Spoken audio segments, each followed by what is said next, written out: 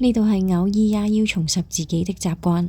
今集和你出走，同大家去睇下聖誕佈置。第一站係鑽石山 C 出口嘅荷里活廣場。一行出去，扶手電梯兩旁就已經有角落生物嘅展牌。去到一樓見到有 Donkey 嗰層就係㗎啦。展期由即日起至26年1月4號，場地開放時間係由朝早11點至夜晚8點，包括有5米高嘅白熊，仲有企鵝、貓咪、蜥蜴等等。佢哋都係以冬日同聖誕造型亮相㗎。呢度仲有2大動感遊戲設施，位於場地左邊嘅係冰極冒險滑梯。設施活動嘅詳情會放喺資訊欄。荷里活廣場嘅 VIC 會員就冇錯過啦。5米嘅滑梯啱晒大人細路嚟放電啊！另一個就係冰雪極地飛索，全長7米㗎，感受一下高速滑翔嘅樂趣同刺激感。記得訂閱 channel 支持我啊！唔使錢㗎，撳一個掣就可以啦。Like 同 share 埋俾你嘅親友啦。呢度仲設有 pop-up store， 有全港首賣冰川主題限定版嘅精品。fans 記得把握機會 shopping 啦！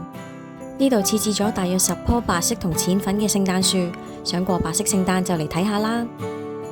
商場仲有其他打卡位㗎，例如有藝術家江記嘅展品。彩色玻璃天幕都有少少似台灣美麗島車站㗎，唔知大家又有冇留意過中庭嘅地下呢？呢60個星星其實係刻咗香港電影金像獎最佳男女主角得獎者嘅名。商場亦都有其他展品、攤檔、遊戲等等，大家有興趣就嚟慢慢發掘下啦。第二站嚟到九龍灣 C 出口嘅德福廣場。一期中庭就有聖誕佈置，主題就係香港藝術家 Pucky 北奇創作嘅小精靈。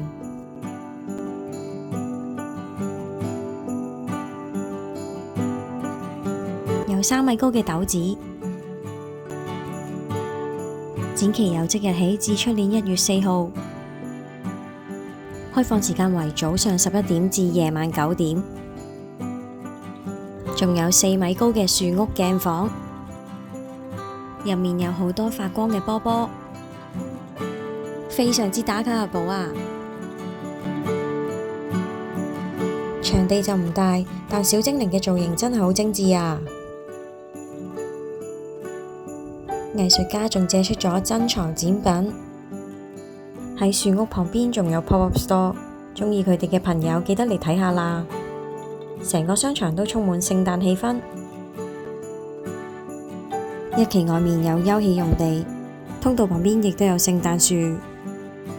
行上去2期，呢邊幾乎冇咩聖誕佈置，可以唔使特登過嚟。